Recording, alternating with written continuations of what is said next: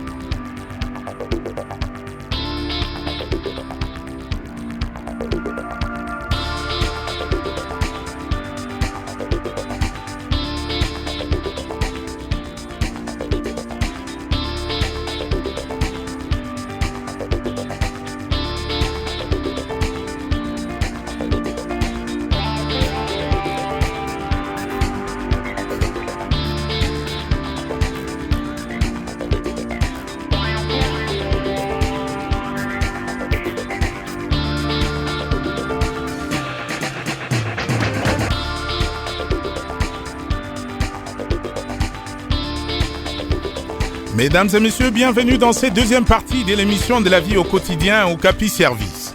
Comment réussir son projet d'immigration au Canada? Voilà, peut-être que vous rêvez un jour aller vivre au Canada, aller étudier. Vous avez des projets de visiter ce pays, eh bien, beaucoup de gens ont toujours caressé ce rêve, mais parfois qui peut s'accomplir ou ne pas s'accomplir. Mais comment s'y prendre pour réussir son projet? Eh bien, on en parle aujourd'hui dans cette émission avec Monsieur Eddy Balamboula, consultant réglementé en immigration canadienne. Monsieur Eddy, bonjour. Bonjour, Monsieur Josie. Bienvenue dans cette émission au Capi Service. Merci. Des questions et préoccupations, composez le 081 890 63 94. Écrivez-nous également à service@radiocapi.net. Tati Mapuko assure la coordination et la réalisation de cette émission. Jean-Noël Mokondo à la mise en onde au micro. C'est Jody Daniel Kachama. Allô? Allô? Allô? C'est parce que Radio Capi unit le Congo que vous êtes concerné par cette émission. Bonjour monsieur le journaliste, bonjour. En tout cas, j'étais très ravi par rapport à ça. Je suis vraiment ravi par la pertinence de l'interview.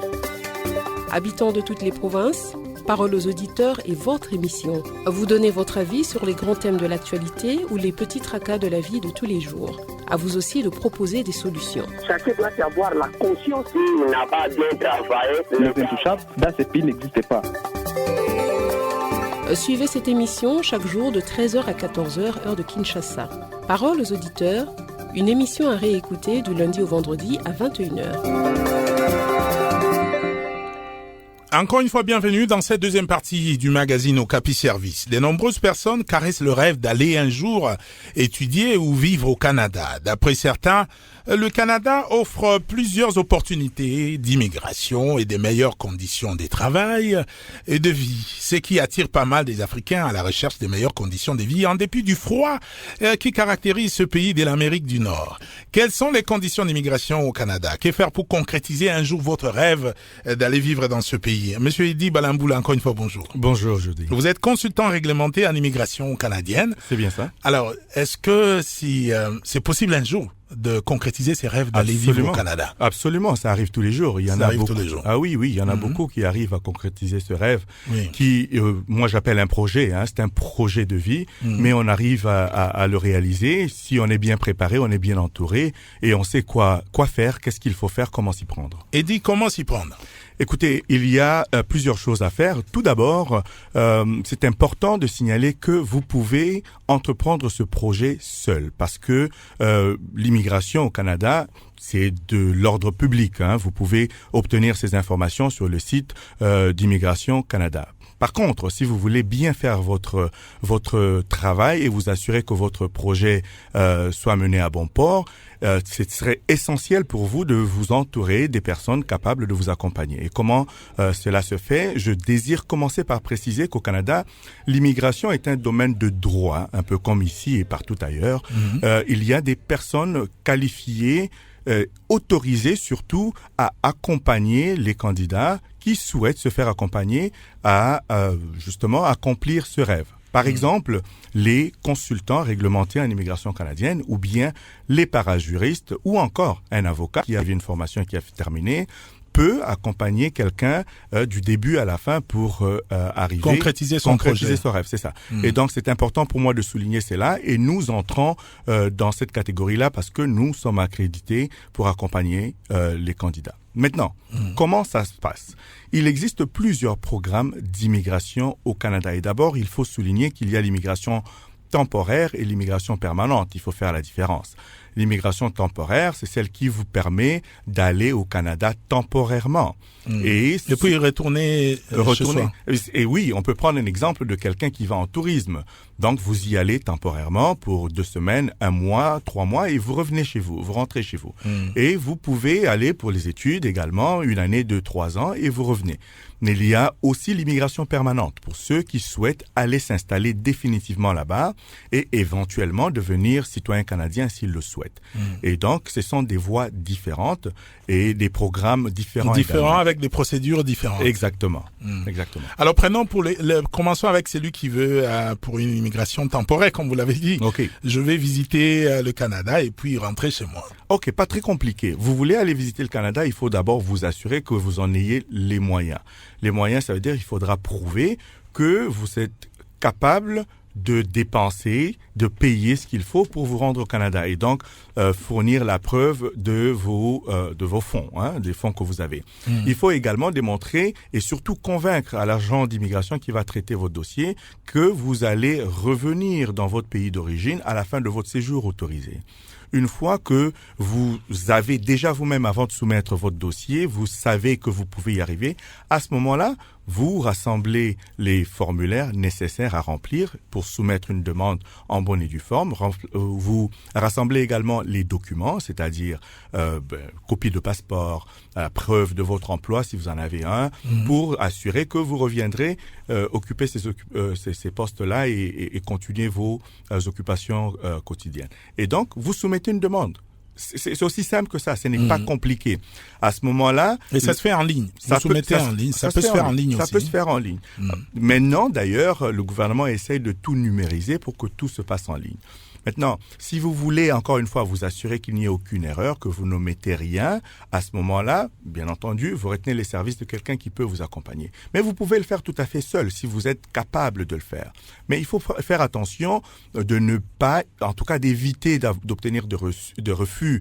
Quoique, on peut faire appel en cas de refus ou bien faire des réclamations si le traitement n'a pas été fait comme il faut. Mais une fois qu'on a déjà obtenu un premier refus, ça devient un tout petit peu plus compliqué parce qu'il faudrait commencer non seulement à justifier, mais à démontrer on est capable de répondre aux exigences.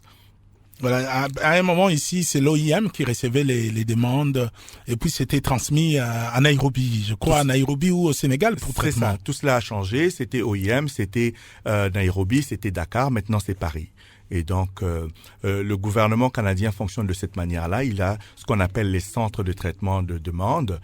Et c'est un centre qui regroupe plusieurs pays. Là, par exemple, nous, c'est Paris qui traite, mais on ne traite pas que pour la République démocratique du Congo, où il y a, je pense, 12 ou 15 autres pays qui sont traités dans ce centre-là.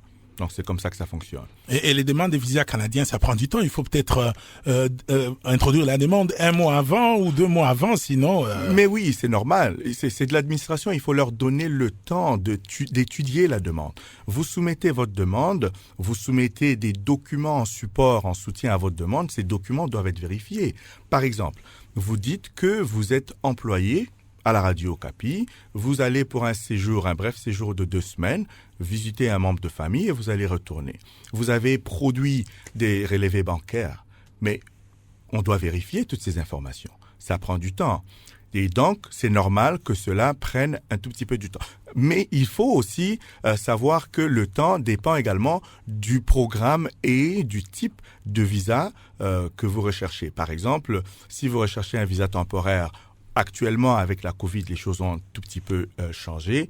Les délais se sont rallongés, mais ça pouvait prendre 3 semaines, 4 semaines, peut-être même 1 mois et demi, oui, pour obtenir un visa touriste. Bien, parlons d'un étudiant qui veut aller poursuivre ses études là-bas.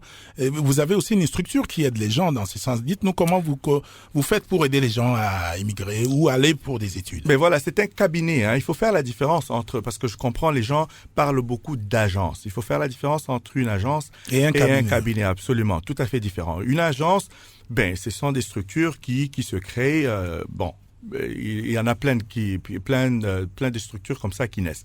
Un cabinet, d'abord, il faut savoir que nous sommes des auxiliaires de justice. Ça veut dire que nous avons suivi une formation en droit parce que le domaine de droit et de l'immigration, c'est un domaine réglementé. Ça veut dire que nous sommes formés pour accompagner et pour offrir un service juridique et des conseils juridiques également.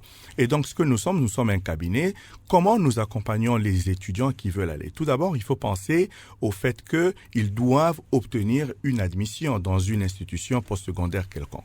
Et donc, c'est ça la première étape. Ça, c'est eux-mêmes qui font les démarches là. Ils peuvent le faire tout seuls, tout comme on peut les aider également. C'est ça, c'est un service que nous pouvons offrir parce que nous avons des partenariats avec plusieurs collèges et universités au Canada. Donc, nous pouvons tout à fait les accompagner. Une fois qu'il y a une admission obtenue, c'est à partir de ce moment-là qu'on passe à la deuxième étape, c'est-à-dire on soumet une demande de permis d'études parce qu'on ne peut pas aller au Canada, même si on a une admission, sans obtenir un permis d'études pour aller étudier. C'est ça l'autorisation pour étudier au Canada. Et c'est de cette manière-là que nous rassemblons finalement les documents à l'appui de la demande. Il faut démontrer les capacités financières que vous avez pour être à mesure de vous prendre en charge, de subvenir à vos études. Pour un étudiant, il faut au minimum combien? Il faut compter plus ou moins $30,000 parce que ce que l'immigration demande, ce n'est pas de prouver que vous avez suffisamment de fonds pour 2 années ou 3 années d'études, dépendamment du programme. L'immigration veut voir que vous avez suffisamment de fonds et de subsistance pour une seule année. Il faut compter plus ou moins $15,000 en frais de scolarité et plus ou moins $15,000 de frais de subsistance pour une année. Donc, avec à peu près $30,000 pour une année. Exactement. Ils savent que quand tu seras là-bas, tu peux bénéficier d'une bourse ou tu peux avoir un job, tu travailles et puis voilà. Oui, et ça, c'est important de le souligner parce que lorsque vous obtenez un permis d'études, ce permis vous autorise à travailler de manière temporaire jusqu'à un maximum de 20 heures par semaine. Par contre, lorsque la demande est soumise, les agents d'immigration veulent savoir que vous n'allez pas vous appuyer sur cet emploi-là pour subvenir à vos besoins. Parce qu'il est tout à fait possible que vous ne soyez pas en mesure de travailler. Vous devez démontrer avant de partir que ce n'est pas cet emploi au Canada qui va vous aider, mais c'est vraiment vos fonds propres qui vont vous permettre de subvenir à vos propres besoins. Quoique, oui, vous êtes en mesure de travailler jusqu'à un maximum de 20 heures par semaine. On a déjà des auditeurs, ils vous écoutent de partout à travers le pays, ils sont intéressés par les sujets. Très intéressant. 3 nous appellent déjà, Antoine est à Kinshasa, Étienne de Mahagui et Patrick de Kalemi. Antoine, bonjour. Bonjour, monsieur le journaliste. Quelle est votre question? Oui, ma préoccupation est celle-ci. Je voulais juste poser l'invité la question par rapport aux immigrants permanents. Alors, si vous avez eu la chance de voyager au Canada et que vous êtes un migrant permanent, vous voulez aussi étudier, comment faire il faut obtenir les documents qui sont ici pour valoriser vos résultats d'ici et étudier là-bas ou faire comment? Alors, ça demande quels sont les documents qu'on doit fournir pour être admis à cette opportunité-là. C'est ça un peu ma préoccupation. Bien, merci. Étienne, vous êtes à Mahagui, bonjour. Oui, bonjour, monsieur Jody Daniel Kachama. Bonjour à l'invité et bonjour à tous les auditeurs qui fréquentent de la paix. Quelle est votre question, Étienne?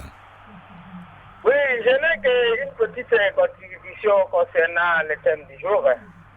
Monsieur le journaliste, les compatriotes congolais doivent apprendre à aimer son propre pays et de ne pas avoir trop de rêves pour l'étranger.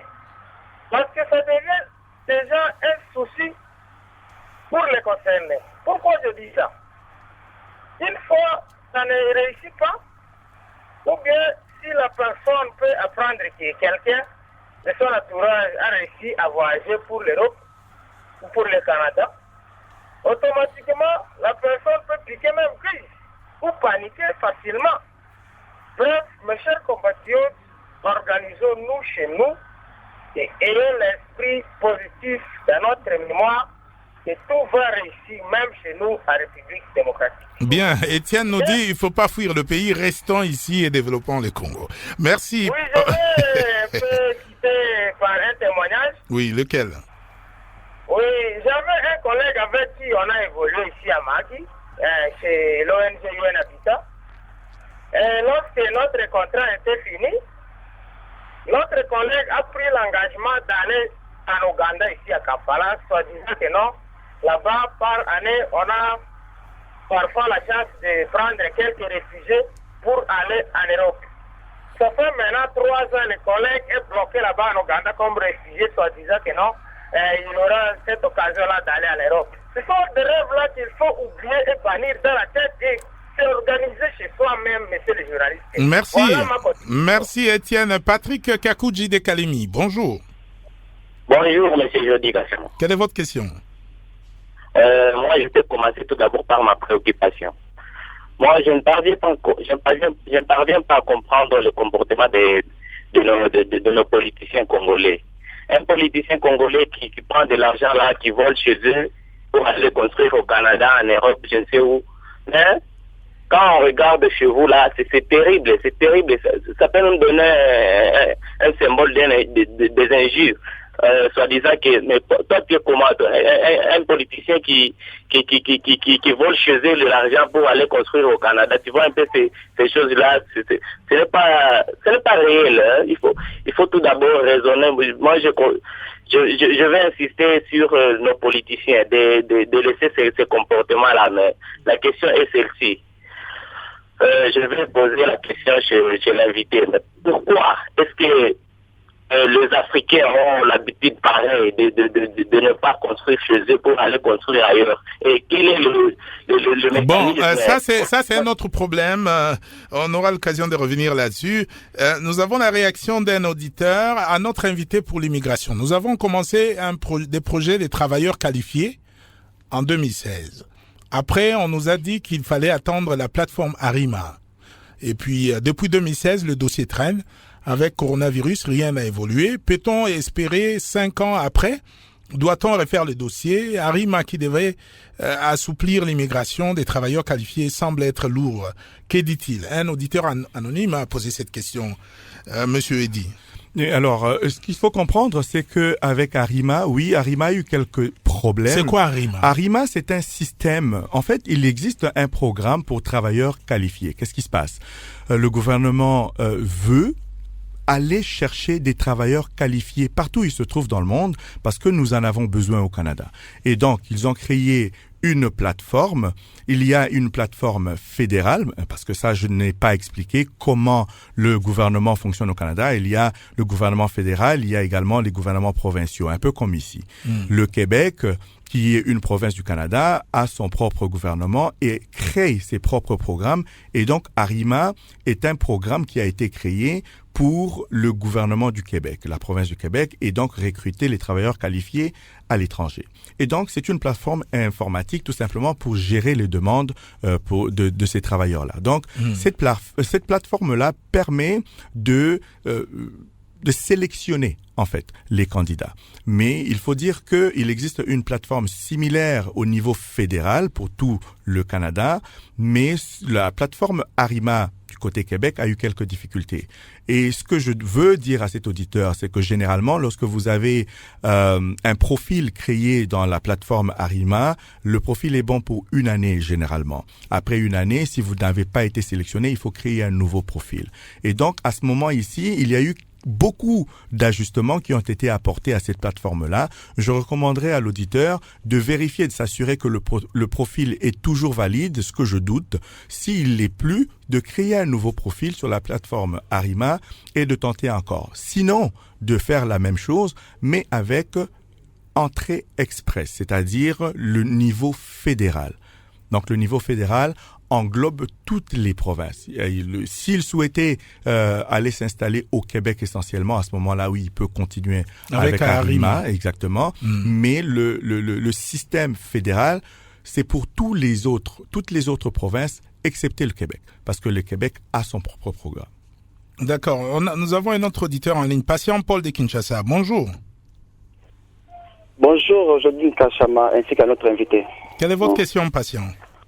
Oui, en grosso modo, toutes ces démarches évaluées donc par l'expert sont tellement coûteuses, plus les frais engagés sur place.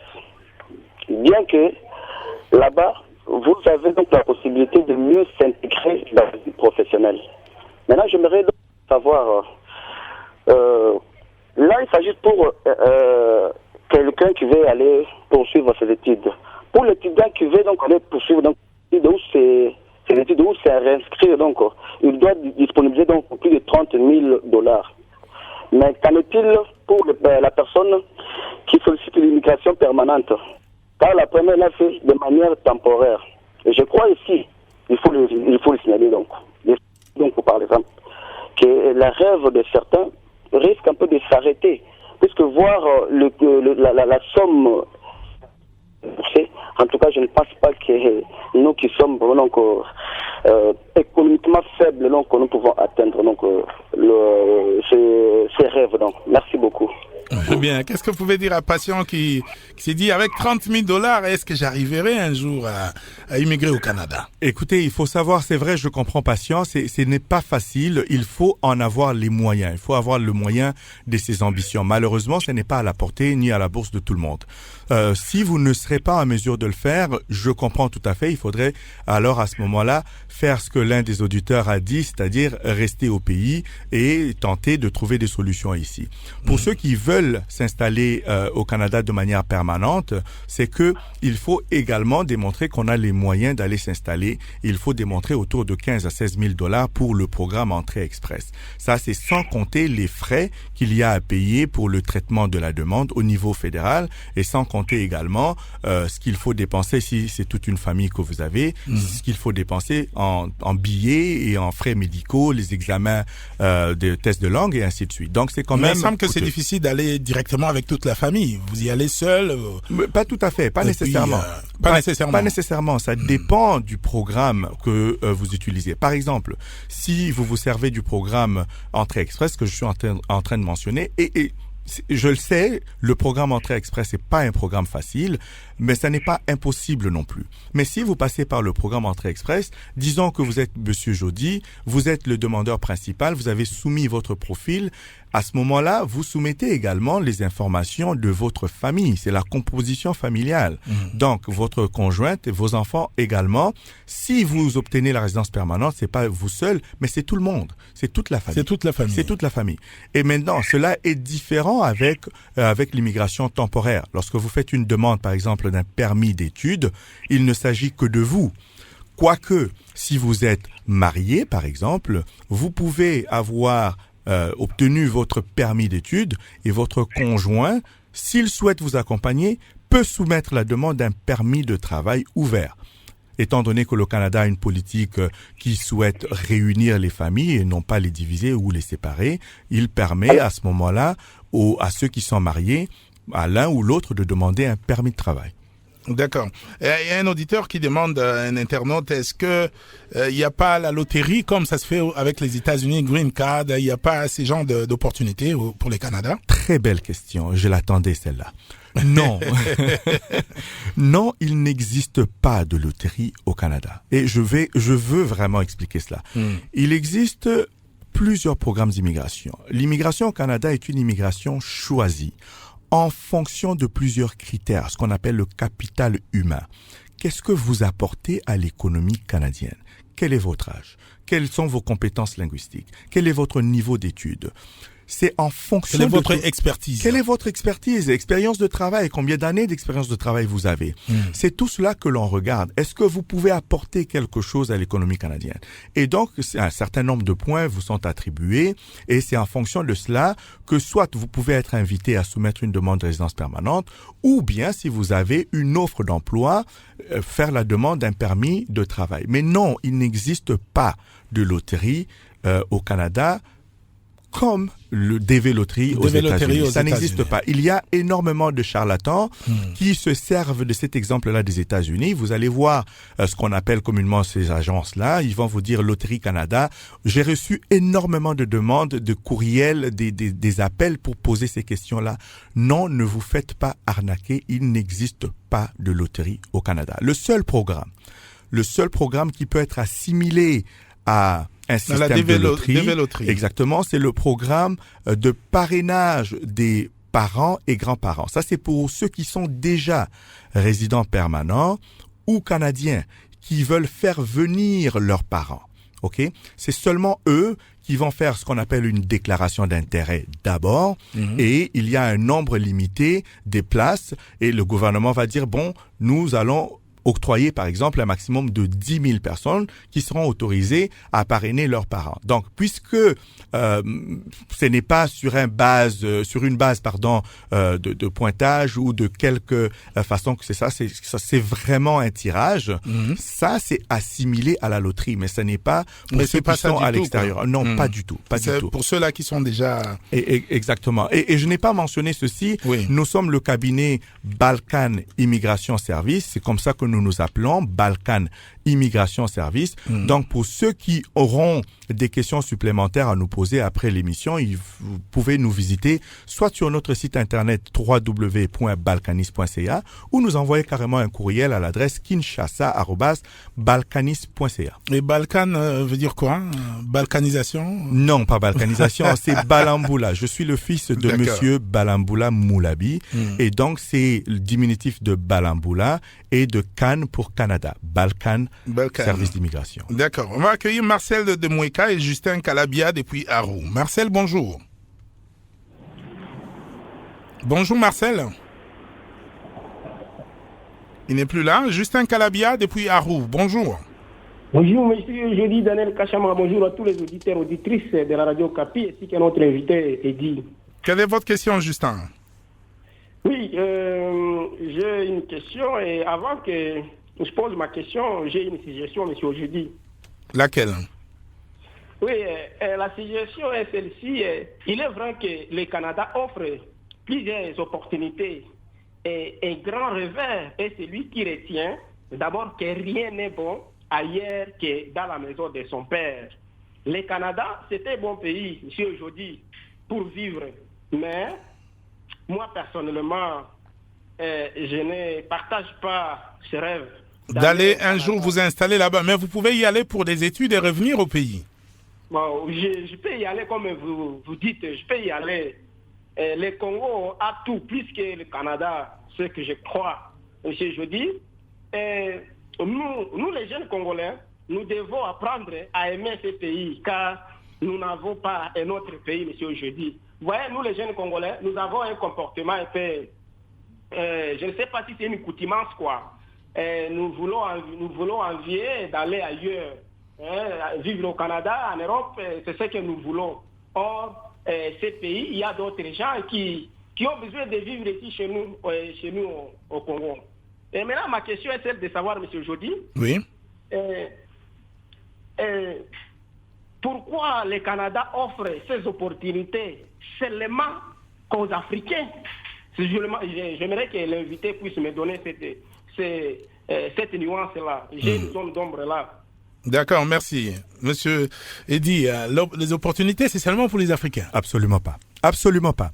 Les opportunités... En fait, le Canada est un grand pays, vaste pays, dont la population n'est que de 38 millions d'habitants. Okay? Le Canada a en fait besoin d'une de rajouter les nombres des Canadiens aux résidents permanents qui contribueront à l'économie canadienne. Pourquoi? Parce que les Canadiens eux-mêmes ne font pas beaucoup d'enfants malheureusement et l'économie canadienne repose beaucoup sur les travailleurs, c'est-à-dire les immigrants. Et donc le Canada a une politique qui ouvre ses portes à tous les immigrants de partout, à tous ceux qui souhaitent venir vivre au Canada. Que ce soit des Africains, que ça soit des Européens. Absolument, de partout. Des Asiatiques. De partout. Et je vais vous le dire, le programme pluriannuel d'immigration, le plan d'immigration, qui a été annoncé pour les années 2021, 22 et 23, déclare que le Canada souhaite accueillir jusqu'à 1 200 000 nouveaux immigrants. Pourquoi? Parce que nous sommes en train de regarder également ceux qui vont aller à la retraite. Okay? Nous regardons combien de Canadiens travaillent et contribuent aujourd'hui, mais dans les 10 années qui arrivent, dans les 20 années qui arrivent, beaucoup vont aller à la retraite, donc les baby boomers. À ce moment-là, nous risquons d'avoir un problème de continuité en termes de services. Et donc, clairvoyants, ils disent nous avons besoin d'avoir un plus grand nombre qui vont commencer déjà à s'adapter et contribuer en payant des impôts, bien sûr. C'est pour maintenir le niveau de vie, mais c'est ouvert à tout le monde. Que vous soyez congolais, que vous soyez béninois ou que vous soyez chinois, il y en a plein de Chinois au Canada. Il y en a plein là-bas. Absolument, parce qu'il y en a qui veulent quitter la Chine pour venir s'installer au Canada. Le précédent l'a dit tout à l'heure, c'est une terre d'opportunités, mais des opportunités pour tout le monde. Et pour ceux qui disent que ce n'est peut-être pas une bonne idée d'aller au Canada, il ne faut pas vendre exactement, aller s'installer ailleurs. Il faut pas vendre un rêve. Mais moi je souhaite vous le dire, je suis congolais, j'étais parti, je suis revenu. Et je suis revenu pourquoi? Mais pour aider mes compatriotes aussi. Ça ne veut pas dire que lorsqu'on quitte son pays, on ne l'aime pas. Non, bien au contraire. On va apprendre, on revient et l'on contribue. Avec ce que nous apportons ici, nous aiderons également notre pays à aller de l'avant. Et donc, il ne faut pas faire une amalgame des choses là. Bien. Il y a quelqu'un aussi qui a posé la question tout à l'heure. Il a parlé des réfugiés. Il y a certains sujets qui se retrouvent là-bas pour l'asile politique. Il y a beaucoup d'Africains qui vont là-bas sous les statuts des réfugiés. Exact. Il faut faire la différence. En fait, d'abord, lorsqu'on est demandeur d'asile, un réfugié, c'est celui qui a déjà obtenu le statut ou la protection. Lorsqu'on est demandeur d'asile, on peut l'être partout. En Ouganda, au Rwanda ou bien au Canada. Ailleurs, exactement. Ouais. Maintenant, il y en a qui quittent le Congo, qui vont dans des pays limitrophes, par exemple en Ouganda, qui demandent le statut de réfugié là-bas. Et ces personnes-là qui sont en attente ou peut-être ont obtenu leur statut dans ces pays-là, peuvent aller au Canada s'ils sont parrainés, parce que le Canada a des programmes de réinstallation des réfugiés. Vous êtes déjà installé comme réfugié en Ouganda, pour prendre l'exemple. À ce moment-là, il y a des parrainages, des programmes qui existent et qui peuvent vous faire venir au Canada. Mais pour ceux qui souhaitent quitter le Congo pour aller demander l'asile au Canada, mais écoutez, il faut savoir qu'il y a des critères. On ne peut pas se lever un matin et dire, bon, moi je vais au Canada, je vais aller demander l'asile. Ça ne se passe pas comme ça. Vous devez avoir une crainte sérieuse contre votre sécurité et votre vie. Et vous devez le démontrer. Vous ne pouvez pas juste aller, vous dites, bon, moi je suis au Canada, je suis venu demander l'asile. Mais pour quelle raison? Vous craignez quoi? Vous devez avoir une crainte. Une raison. Exactement. Souvent, c'est pour des raisons politiques. Exact, politiques, religieuses ou pour des affiliations à d'autres ordres. Il y a 5 raisons. Ça peut être pour votre race, ça peut être pour votre nationalité.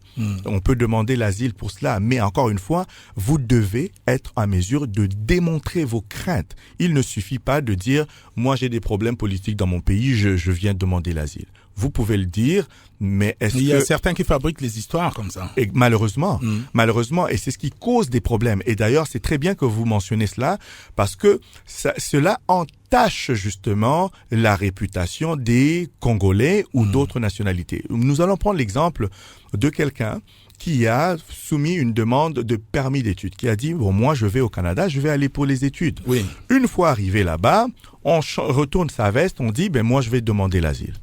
Mais déjà, et ça arrive fréquemment, le gouvernement regarde et dit, mais qu'est-ce qui se passe? Il a dit qu'il allait pour ça, Exactement. et puis maintenant c'est autre chose. Et vous avez produit des preuves, vous avez montré que vous veniez pour étudier. Maintenant, vous dites que vous avez des problèmes politiques. Et lorsque ça arrive souvent, puisque c'est arrivé souvent, justement, à ce moment-là, le Canada commence à ouvrir l'œil sur ces pays-là. Ce qui est le cas du Congo en ce moment. Lorsque vous soumettez une demande de permis d'études, le Canada regarde. Est-ce que on vous ouvre allez... grandement les yeux. Absolument. Parce que et moi, je déconseille, je ne suis pas le seul. Nous avons d'autres consultants réglementés qui sont installés ici au Canada et même, au Congo. Et ceux qui sont là-bas au Canada, nous déconseillons les Congolais de procéder de cette manière-là. Et ça, c'est important de le dire. Lorsque vous venez au Canada comme étudiant, il existe un moyen spécifiquement conçu pour vous permettre de glisser vers la résidence permanente.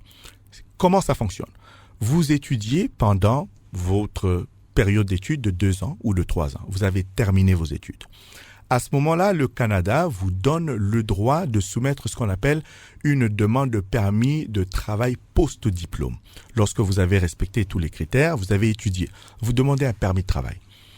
Le permis de travail vous est donné pour 2 ou 3 ans, dépendamment de la durée de votre période d'études.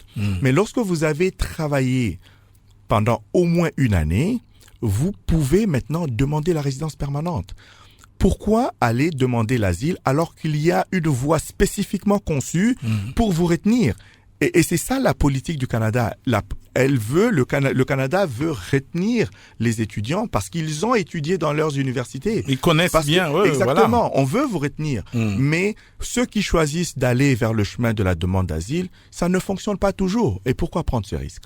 Peut-être qu'ils n'ont pas de bonnes informations. Ils pensent que voilà, c'est la voie la plus facile pour avoir les documents. C'est ça. Et voilà pourquoi nous vous recommandons de consulter les experts que nous sommes, les consultants en immigration, les avocats, les parajuristes, qui vont pouvoir vous donner ces conseils juridiques appropriés. Et c'est pour cela d'ailleurs que je veux faire la différence très claire entre un cabinet et une agence.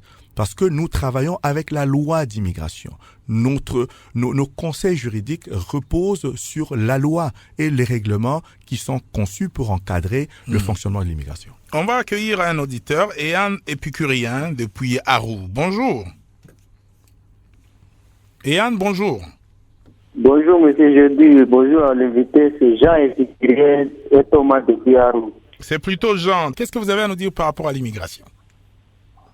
Oui, mais je dis vraiment, quand j'avais lu votre message sur Facebook, j'étais tellement intéressé de cela, puisque d'une part, j'avais salué l'hospitalité du Canada. D'autre part, j'avais presque plané dans une doute parce que les questions m'ont été venues dans la tête.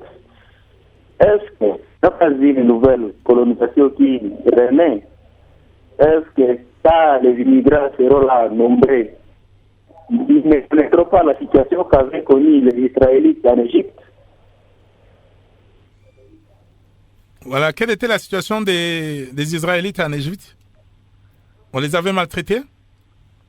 Non, je pense que quand ils étaient arrivés en Égypte, il y a un moment, ils étaient devenus comme des esclaves des Égyptiens, sous Pharaon.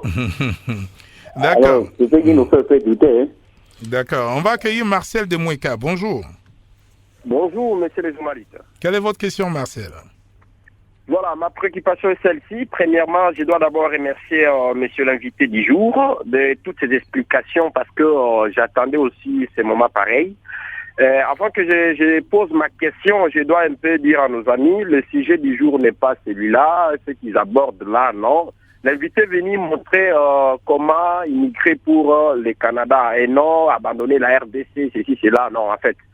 Cela n'est pas du jour. Alors, ce que je devrais un peu demander à l'invité est que nous sommes victimes vraiment d'escroquerie par rapport à nous qui avons les ambitions d'aller pour le Canada et être en Europe, je crois, quelque chose pareil, par rapport à vos agences. Il y a trop d'agences sur les réseaux sociaux qui escroquent, alors vous pouvez aller avec eux, toutes les démarches, vous arrivez à dépenser beaucoup d'argent, après vous verrez que cette ligne-là ne passe pas et les adresses qu'on vous a données, ce n'est pas conforme. Alors, je demande à l'invité, comment peut-on détecter une agence ou un cabinet pouvant vous permettre d'immigrer pour le Canada sérieusement et non les agences qui se cachent derrière un mensonge, les services de masse, bien sûr. Dans pour escroquer les gens. Comment nous pouvons, pour escroquer les gens, comment nous pouvons détecter? Parce que s'il s'agit du Canada, c'est presque tout le monde qui se donne. Il y a maintenant trop de mafias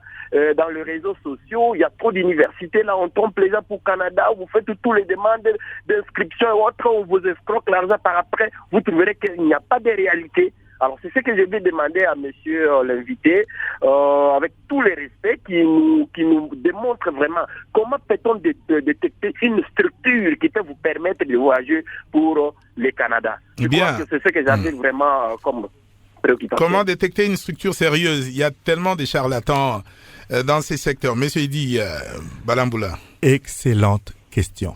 Alors, tout d'abord, il faut savoir que au Canada, pour pratiquer, je l'ai dit déjà au début, le droit de l'immigration, il faut être autorisé à le faire.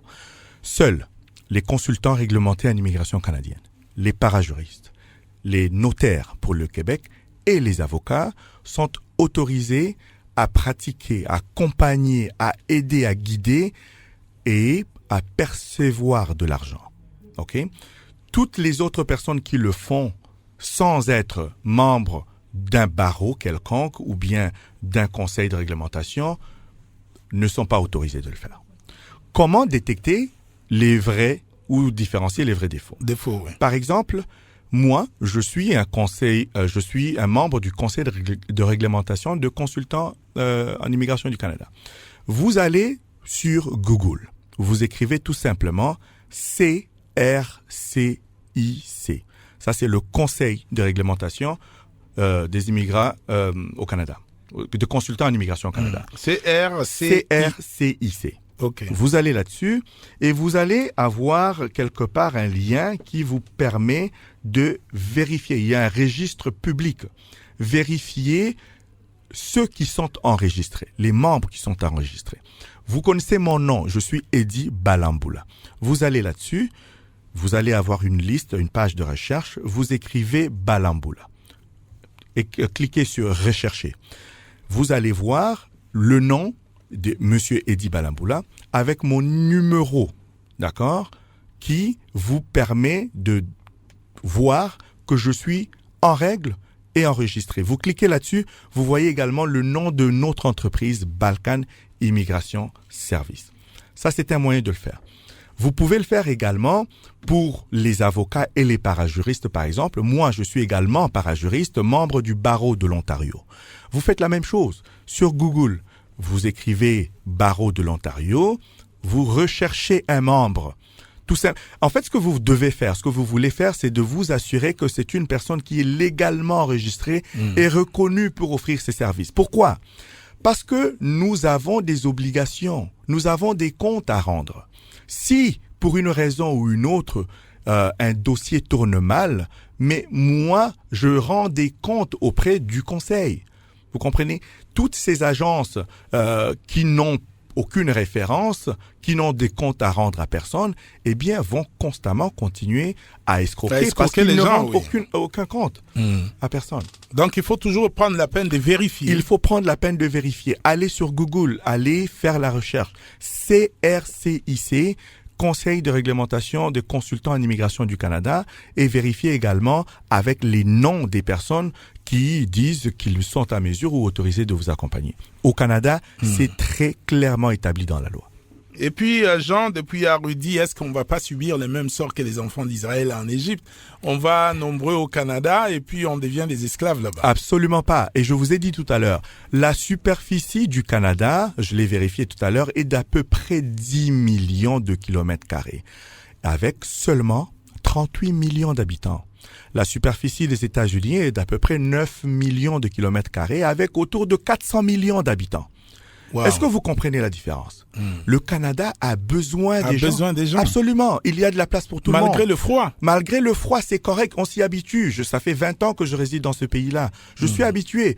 Quoique, je veux revenir dans mon pays. C'est mon pays. Je l'aime. Je veux construire. Je veux m'installer ici aussi et aider mes compatriotes. Pourquoi pas? Revenir entreprendre ici. Mais le Canada est, à la différence des autres pays européens, je ne veux pas cracher sur aucun pays, mais le Canada est un pays multiculturel. C'est un pays qui accueille. Même beaucoup de gens qui vont aux États-Unis préfèrent finir au Canada. Absolument. Ils savent que là-bas, on trouve le travail facilement. Tout à fait. Et le système social est bien plus intéressant que partout ailleurs. Je suis très fier de le dire aujourd'hui. C'est un pays qui accueille et qui vous donne des opportunités. Vous pouvez aujourd'hui devenir ministre. Okay. Au Canada. Au Canada, il y a des ministres. Récemment, le ministre d'ailleurs de l'immigration, le gouvernement libéral, il y a quelques années, c'était un ressortissant de la Somalie. Il y a des opportunités au Canada. Et donc, non, vous n'allez pas subir les sorts des Israéliens. Non, pas du tout. Il y a de la place pour tout le monde et j'en suis un exemple. Une autre question d'un auditeur, d'un internaute. Avec cette pandémie de Covid-19, la procédure pour l'obtention du visa canadien ne sera pas longue ou difficile? Qu'est-ce que vous pouvez lui dire? La procédure est longue, oui, je le concède, simplement à cause des circonstances. D'ailleurs, il faut mentionner qu'il y avait des restrictions des voyages. On ne pouvait voyager que pour des raisons essentielles. Mais là, ça va être levé bientôt. Je pense que ça va être le 7 septembre. On pourra visiter le Canada maintenant, mais il y a encore des conditions seulement si on est vacciné. Oui, les procédures sont un peu plus longues tout simplement et ça s'explique, c'est normal. Partout dans le monde, les agents travaillaient de la maison et donc il fallait s'adapter avec le nouveau système. C'est pour cela que le traitement des demandes prennent encore un peu plus de temps. Mais une fois que cela va passer, le système va revenir à la normale. Et d'ailleurs, l'immigration est passée à la vitesse supérieure parce qu'ils ont investi énormément d'argent pour numériser tout cela. Je vous ai dit tout à l'heure, les demandes se font en ligne, la plupart. Maintenant, ils essaient de numériser toutes les formalités de soumission de demande. À ce moment-là, ça va limiter les demandes papier et ça va accélérer le délai de traitement. Alors, je vais lire quelques réactions des auditeurs. Légende nous dit, franchement, le Canada est le seul pays que je rêve pour même mes enfants. Mais les moyens financiers pour immigrer avec ma famille pose problème. Qu'est-ce que vous pouvez dire? Qu'est-ce qu'il peut faire pour concrétiser un jour son rêve? Ce que je peux dire, c'est qu'il y a plusieurs façons de le faire. Okay? Au Canada, il ne suffit pas que d'avoir du cash comme ça, avoir 30 000, 50 000, 60, 100 000. Vous pouvez également trouver un emploi au Canada. Et c'est ce que les gens ne savent pas vraiment. Vous pouvez chercher un emploi au Canada tout en étant ici. Il vous suffit d'avoir une grâce, une chance d'obtenir une offre d'emploi authentique au Canada qui respecte ces critères-là. À ce moment-là, vous pouvez soumettre une demande de permis de travail qui va vous permettre d'aller au Canada. Et à ce moment-là, vous ne serez pas obligé de démontrer que vous avez 30, 40 ou 50 000 $. Vous comprenez? Et c'est ce que Balkan Immigration Service va faire. Nous allons offrir des services non pas tout de suite de recrutement international, mais nous allons aider les gens qui souhaitent chercher un emploi au Canada. Vous ne savez pas comment d'abord faire votre CV, parce que vous devez avoir un CV qui soit conçu selon les standards canadiens pour maximiser vos chances de réussite. Nous allons vous accompagner, vous aider avec cela. Ce sont des services que nous allons offrir. Nous allons également vous offrir des services pour vous aider à écrire, à rédiger vos lettres d'accompagnement. Et aussi vous apprendre comment faire une recherche d'emploi. Parce que ce que les gens ne savent pas non plus, c'est que vous êtes un employeur. Vous recherchez des employés et vous publiez une offre d'emploi. Mais vous pouvez recevoir jusqu'à 500 candidatures, jusqu'à 1000. Mais les employeurs, généralement, ont moins de 10 secondes sur chaque résumé. Et donc, vous devez vous démarquer au premier regard. Comment vous le faites? Généralement, ça commence par les systèmes informatisés. Vos CV, passent par un système informatisé et ils sont sélectionnés avec des mots-clés qui correspondent à l'offre d'emploi. Et donc, vous devez savoir comment faire cela. Balkan Immigration Service va vous offrir un service qui vous aidera non seulement à rédiger vos CV, vos lettres d'accompagnement, et aussi à faire la recherche à travers les sites Internet. Aujourd'hui, presque tout est sur Internet. Il existe des sites qui vous permettent d'aller chercher un emploi et donc nous pouvons vous aider, vous accompagner. Donc la clé pour cela, c'est vous pouvez le faire vous-même également. À partir de chez vous, votre téléphone, allez sur Google, cherchez de l'emploi au Canada et contactez les employeurs, mais assurez-vous par contre d'avoir un CV et de bien écrire votre lettre de présentation. Évitez les erreurs. Et si vous êtes retenu, à ce moment-là, vous commencez les démarches pour partir. Absolument. Vous allez subir un entretien d'embauche et d'ailleurs, nous le faisons. Nous avons, en ce moment où je vous parle, nous avons quelques candidats qui sont dans ces processus-là et ils ont subi leur entretien d'embauche. Ils ont reçu une offre d'emploi. Et là, nous avons soumis la demande de permis de travail pour eux. Nous sommes en attente de la décision. Une fois que la décision sera positive, ils pourront se déplacer pour aller au Canada. Après une année d'expérience de travail au Canada, vous pouvez demander la résidence permanente. Ça se fait. Et alors, Balkan est installé dans quelle partie du Canada? Vous êtes en Ontario? Nous sommes en Ontario, à Ottawa précisément. Oui, c'est ça. Et des succursales au Congo, vous venez d'ouvrir? Exactement. Au Congo, Nous ouvrons au Congo, ici, dans la commune de la Gombe. Donc, nous sommes sur avenue du Commerce, avenue du Commerce, à Kinshasa. Et c'est le numéro 45 de l'avenue du Commerce, deuxième étage, et c'est là que nous sommes. Pour l'instant, nous avons ces 2 bureaux au Canada et Kinshasa, quoique nous avons l'intention d'en ouvrir d'autres dans les provinces et nous ailleurs. avons 26 provinces, et pour ceux qui sont dans les autres provinces, comment est-ce qu'ils peuvent entrer en contact avec vous? Pour l'instant, nous avons le bureau central à Kinshasa ici, donc le site internet c'est kinshasa@balkanis.ca, donc BALCANIS.ca. Pour l'instant, pour toute la République démocratique du Congo, ça va passer par ce bureau-là. Et ensuite, lorsque nous aurons d'autres provinces, à ce moment-là, nous irons là-bas. Vous pouvez aussi nous contacter par notre numéro de téléphone, le 08 29 107 634. Donc, j'allais dire, pour ceux qui sont à l'extérieur, plus 243. Mais si vous n'avez pas besoin de ce plus 243, donc c'est 829 08 29 Non, 08 29 10 76 34. Voilà, plus facile comme ça. 082. Ici, c'est plus facile de dire ici, 082 91 07 634. Bon. Bien, merci Eddie Balamboula. Je rappelle que vous êtes consultant réglementaire en immigration canadienne. Merci d'avoir répondu à notre invitation. Excellente journée. Merci à vous également. Merci, c'est tout un plaisir pour moi d'être là.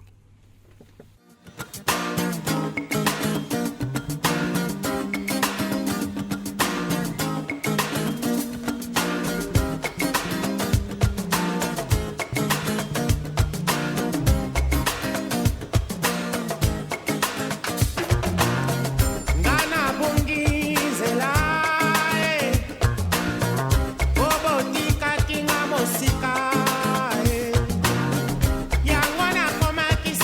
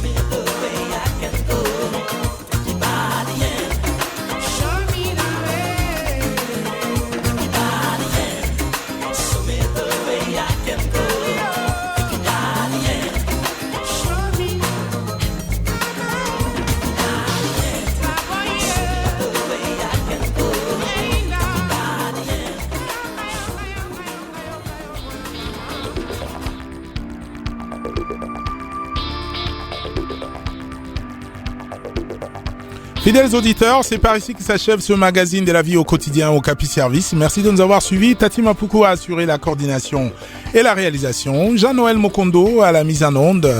Au micro, c'était Jody Daniel Kachama. Tous les plaisirs étaient pour nous de vous servir. Restez branchés sur la fréquence de la paix et à la prochaine.